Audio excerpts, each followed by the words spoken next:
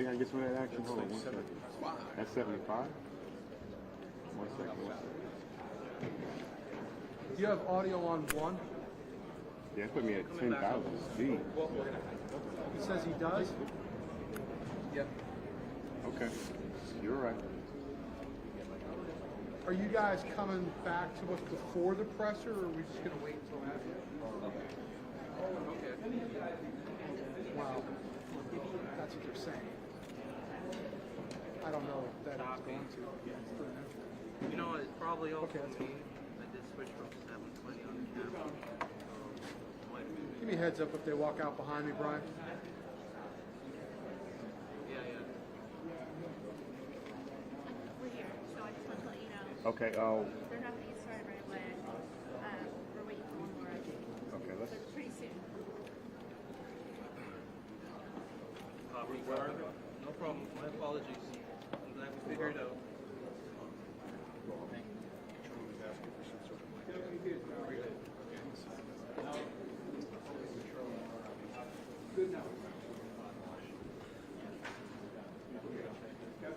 You okay? I'm dead on my feet, but thank you. Do you need anything? No, I have a little thing in lunch. Do you need something to eat? I just need your attention.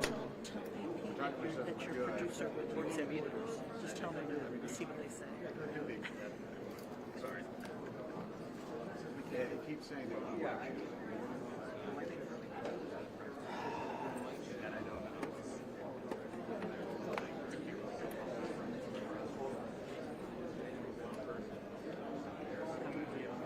Oh, perfect. That's what I was saying.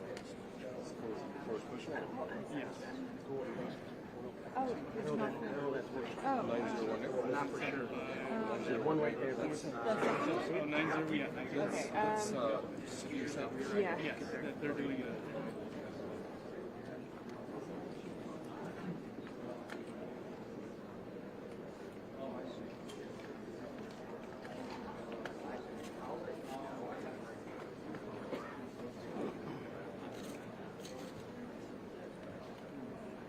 I would highly recommend for you guys to go around.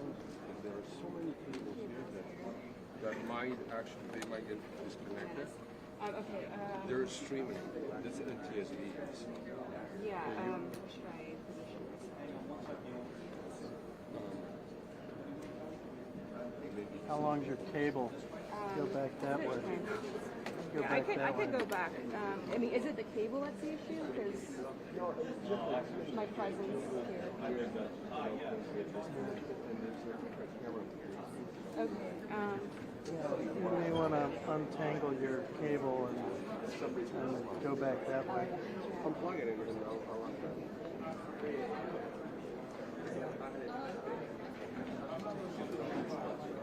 This is Omar, by the way. He's a good dude.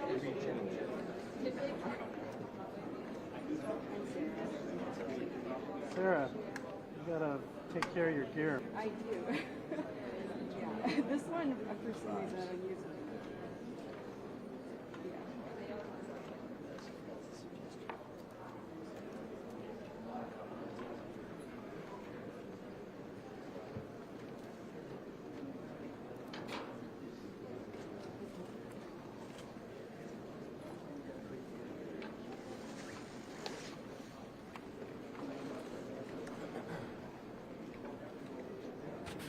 Mic check.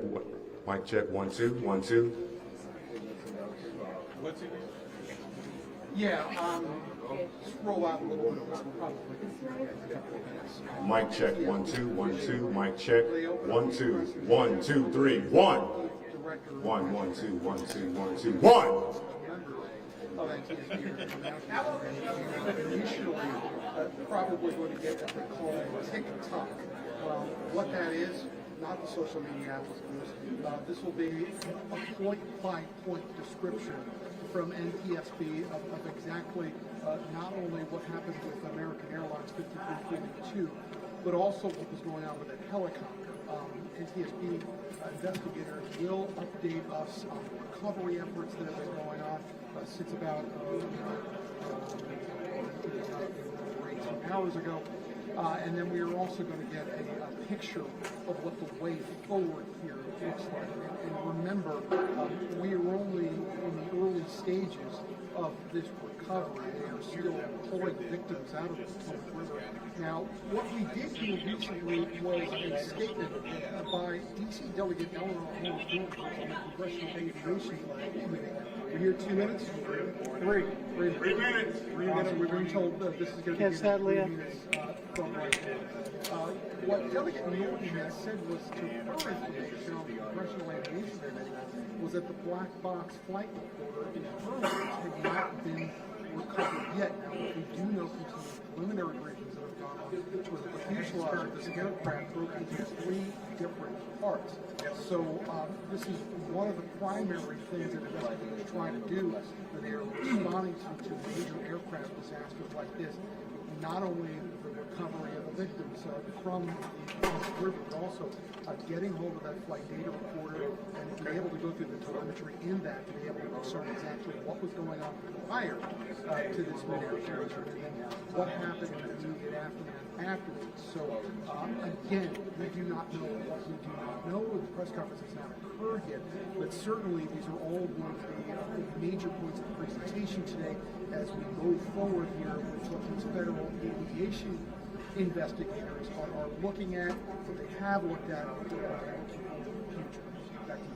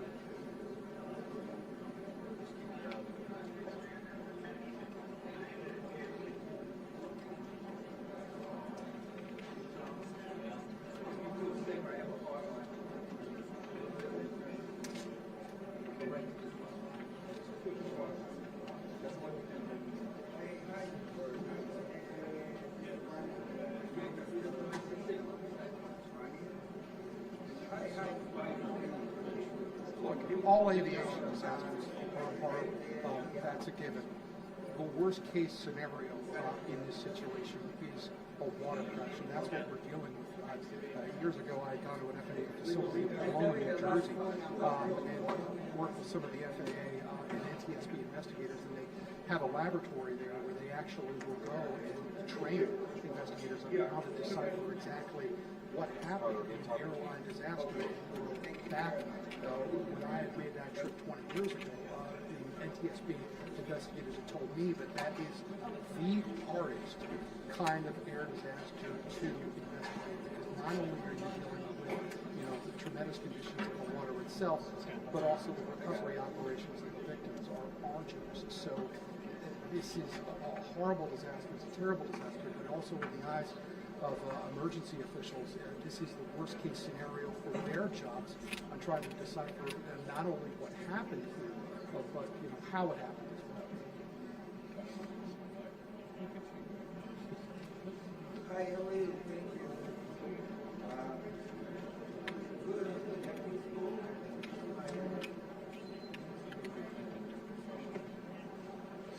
Thank you. Stand by. I'm gonna sit down right now because we're about to. I can.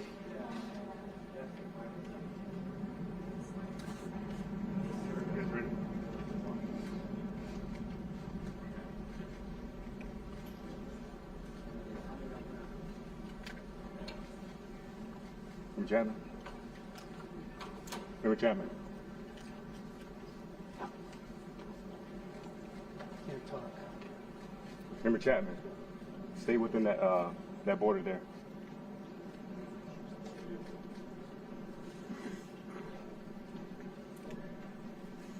Thank you for joining us. My name is Jennifer Homendy, and I'm the chairwoman of the National Transportation Safety Board. The National Transportation Safety Board is an independent federal agency that's charged by Congress with investigating every civil aviation and serious accident and serious incident in the United States and significant events in other modes of transportation. I want to start by expressing our deepest condolences, our sympathies on behalf of the entire board for those who lost loved ones in this terrible tragedy. Our thoughts, our prayers are with you. Entire communities were affected, and we are thinking of you. With me today is Bryce Banning. Bryce is a senior aircraft accident investigator with the National Transportation Safety Board. He's also going to serve as our investigator in charge of this investigation. Also with me today is the entire board. We have Todd Inman, member Todd Inman. Todd is going to serve as the board member on scene, the spokesperson for this investigation. All of the board members will be here. We have Vice Chairman Alvin Brown, member Mike Graham, who lived in Wichita for 20 years, and we also have member Tom Chapman. The NTSB's headquarters is just a mile from here, and so we are all here because this is an all-hands on-deck event, and we're here to assure the American people that we are going to leave no stone unturned in this investigation. We are going to conduct a thorough investigation of this entire tragedy, looking at the facts. Now, with that, I want to level set. When we go to the scene, and we were here last night, we allow the responders to do their important safety mission, which in this case was search and rescue and recovery. We stand back to allow them to do their important safety mission. And so this, for us, is our first full day on scene with our entire crew coming together. We have about nearly 50 people on scene, and in addition to our resources back at headquarters in our labs and throughout the agency. So with that said, we are not going to get into specific facts in this press conference. I want to level set here. We're going to get into our investigative process. As we are able to confirm factual information, we will provide that. I do want to say this is a whole of government effort. I was able to brief, along with others, the President of the United States and the Vice President this afternoon. I want to thank them for their leadership, for their tremendous support of the NTSB, for our investigators, and for the responders that are on scene doing an important mission. I also want to thank Secretary Sean Duffy, who I was communicating with early on after we first got word of this tragedy. We've been working together throughout the day, along with his team at the DOT and within FAA. I also want to thank Secretary Pete Hegseth, who was also integral in working with us today.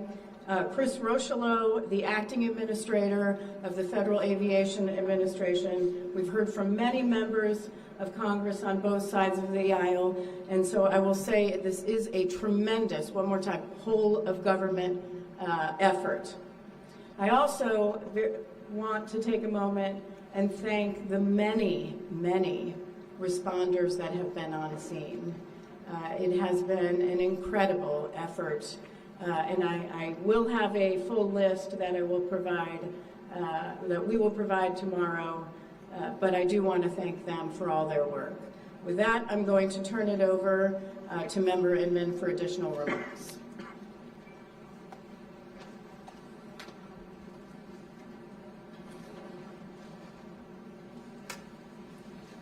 So today is our first full day on scene.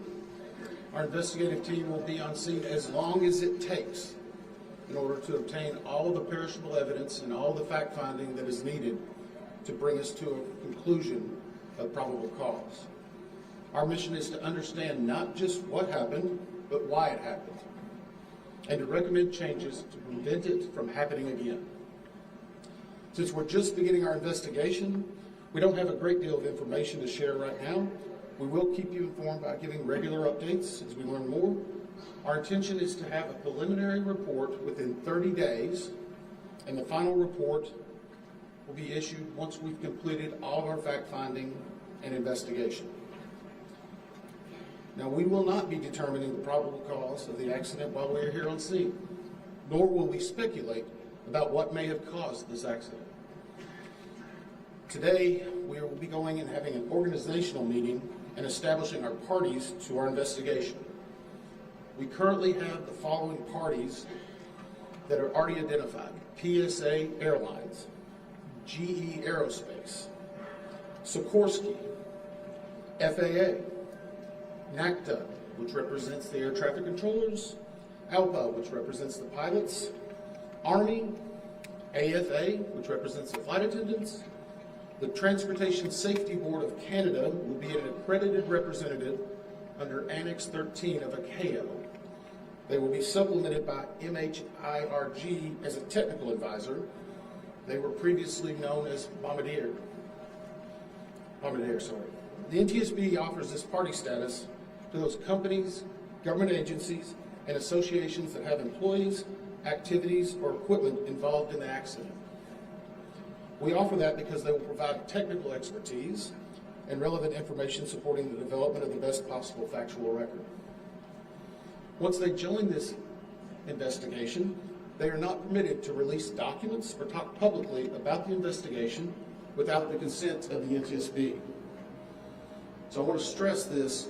It is only the NTSB that will provide information related to this investigation, with one exception. Regarding the fatalities that occurred, that notification will be handled by the DC medical examiner. We will not be discussing fatalities or names. That will be handled by them as the proper authority. So we want to talk a little bit about our process. We will analyze the facts and determine the probable cause of the accident, and then issue a report of those determinations. I also want to talk a little bit about some additional people that are here with us, and they're very important to us, and that is our family assistance group. Later today, we will be briefing the families. We normally try to do this before a media event, but in this case, they're still arriving. Our family assistance specialists are already working closely with local officials and others to help assist them in their efforts to support everyone that's affected by this accident. And let me just reiterate what the chair said. The loss of life in an aviation accident is very unusual in the United States, and our heartfelt sorrow goes out to everyone that's affected. It affects us, it affects everyone around us. There are a lot of people hurting today. We will help find out what happened. We will do it factually, and we will do it accurately. As part of this, we're going to be standing up some specific working groups.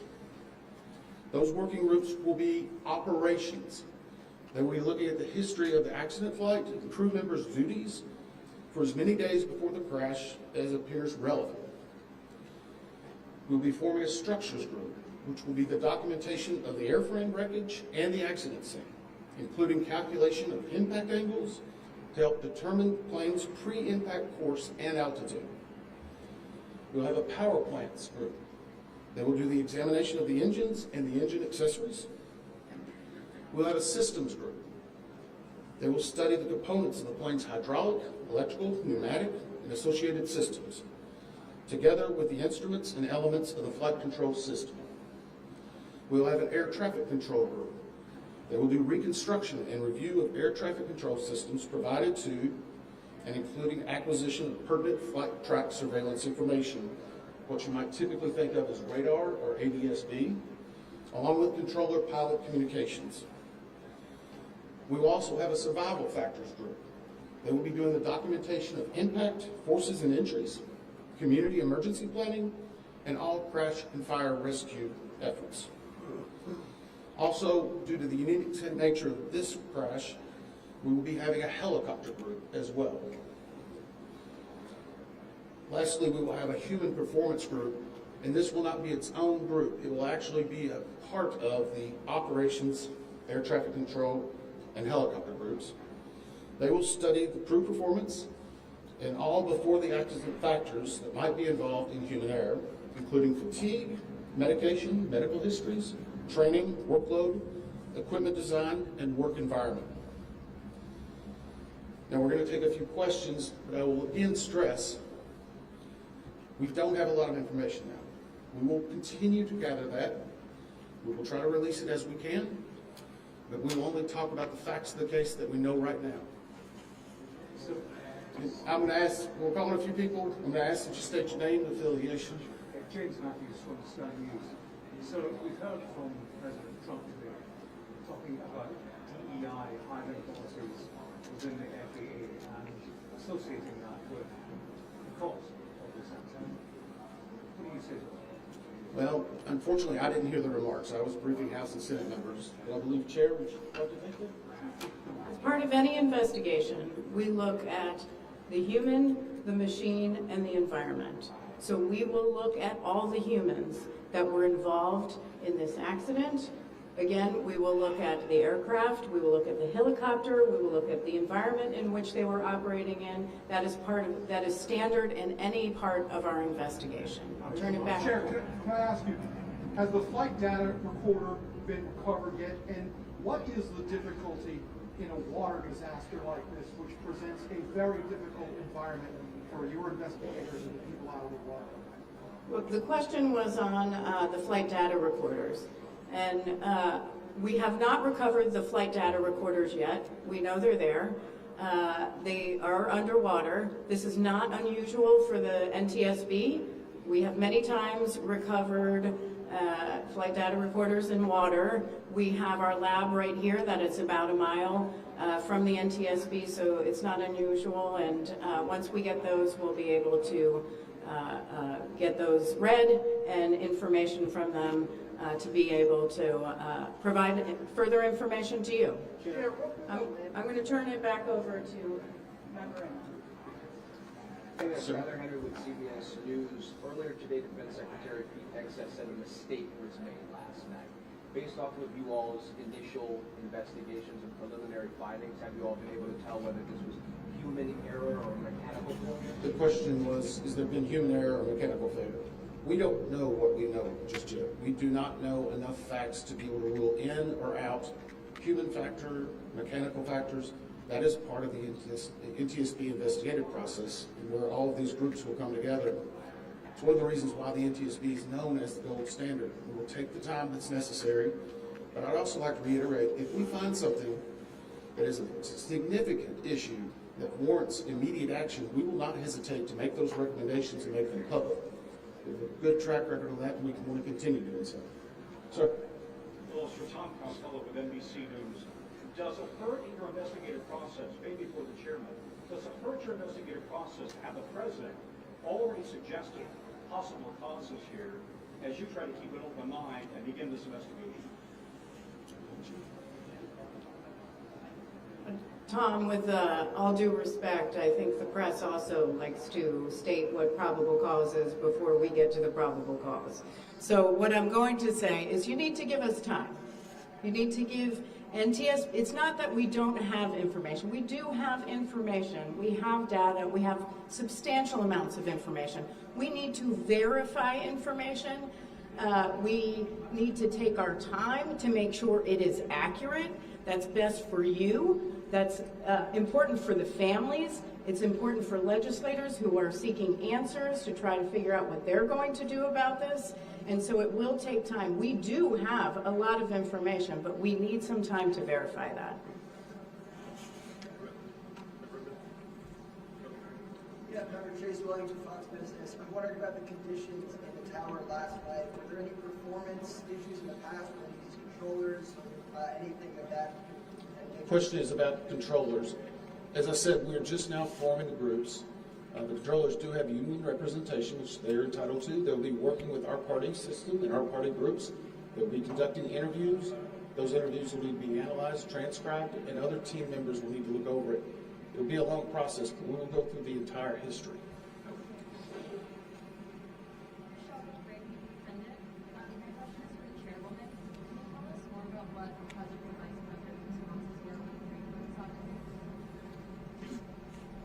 Sure. So the question was about my briefing for the president and the vice president.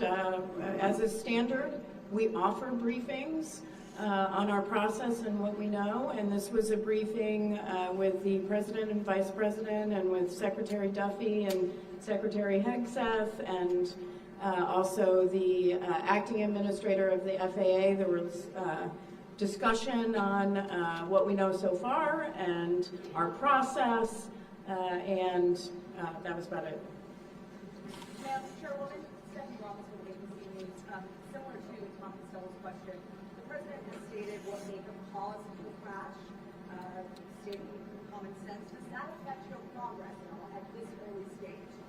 Yeah, so the NTSB, we conduct an important safety mission where we take a very careful approach. I'm sorry, the question was on speculating during investigations, which is we often hear about. What I will say is we look at facts on our investigation, and that will take some time. And at some point, we'll be able to provide that factual information, as Member Inman said, and provide that hopefully tomorrow. Hang on a second. Dave Shepardson from Reuters. Have you been able to retrieve the black boxes from the helicopter? Has the military decided whether they're going to read those to the NTSB? And what about the ATC tapes? Have you guys been? So the question was about black boxes, which are referred to as black boxes, which are typically orange. We have not recovered any of the boxes involved yet. We feel comfortable and confident that we will be able to. Right now, recovery of life is probably most important in those that were involved. I mean, there are still ongoing recovery efforts involving the fatalities involved, along with some debris is coming out as well. We will make sure that that perishable evidence is maintained. We have a great process for that. We will probably have more than one black box, so to speak. It's our understanding that the Sikorsky helicopter is equipped with some form of recording devices, and those will be read either by the DoD or by us. We have a good starting relationship with them, and we've already made agreements in order to be able to do that. So I feel comfortable in what we're going to be doing. The other question was about air traffic control. We received a very large package of information from the FAA at about 3 a.m., I believe, this morning. That is still being reviewed and analyzed. I would say there's a lot more information that usually comes in that than what you may find online and people might speculate about. And that is part of that overall process where we take the time to get the information correct and to make sure all the parties are engaged and involved and can fact check that information. Sir, One. Dave Cohen from CNN. Can you tell me if the NTSB has reviewed this FAA internal report that has been cited by the New York Times indicating that the controller that was on duty at the time of the crash was doing a job that's usually done by two people? We have not reviewed any specific reports about the controllers at this time, at least from the leadership team. Our investigators are continuing to pull all that information. Their personnel records, their files, where they were at, whether they were fatigued, all that information will be part of that investigative process. But right now, we can't speculate on anything that may have been reported in the media until we get the opportunity to validate and understand how it impacts the investigation. We're going to take just a few more questions. Sir? Yes, Orange Carnine, Reader Magazine. What's the process and logistics like of bringing the families in? Are they coming into the airport? And how are you going to sort of do the sensitivity of bringing them to the place where this tragedy happened? So the question is about the families. And many of those families are still en route. Some are still being notified from both the military and from the commercial crash. There is a family assistance facility that's being stood up by American and PSA Airlines in Bethesda, Maryland. They've already been working on that, standing it up. Our team from our disaster assistance team has also been coordinating with them. We plan on briefing them. It is customary that at some point, if the families wish to go to part of the accident site, that we would arrange such a thing, but it will only be when we know that it's safe, we have the correct perishable evidence, and we can do it in the proper modesty that should be for those family members. It will be a little bit of a process, but it will take some time.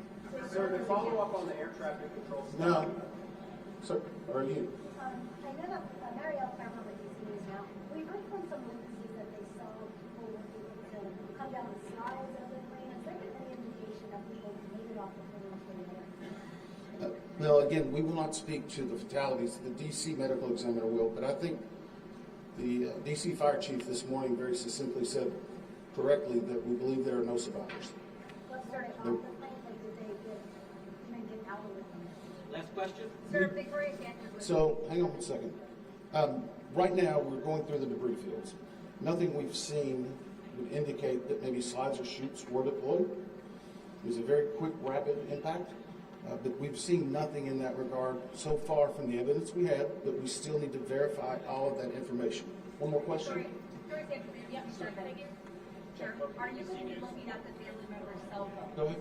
Jeff Cook, ABC News. What do you know about the altitude of the helicopter at the moment of impact? And can you talk about the procedure for such helicopters in that area? The question was about the helicopter procedures, and in DC it's kind of a unique environment. We've been getting briefed more and more by the FAA. I'm not an air traffic control specialist, but they're actually helicopter zones, if you will, or tracks. And this one was transiting, I believe, from track 1 to 4 as part of their normal procedure. If you live in DC, you see a lot of helicopters going down into this area. So there's a very well-defined system in that regard. As far as altitude, until we get the additional information, we can't validate or basically corroborate any of that until we get more of the electronic data and the data that's on the plane. I do want to clarify one question that also came about cell phones. You know, in today's age and time, a lot of electronics and other devices do contain a lot of different information. We've found on a number of our accidents that we actually are notified through a smartphone that may sense that. As part of our process, we will obviously treat all of the effects of the deceased with dignity. We are already starting to pull that information together. If we feel that it's necessary to find or pull some of that information, we will work with the families and make sure we do it in a manner that's respectful for them and their privacy. But right now, we don't have any plans specifically on that amount, on that area that we need to. Thank you very much. Very much.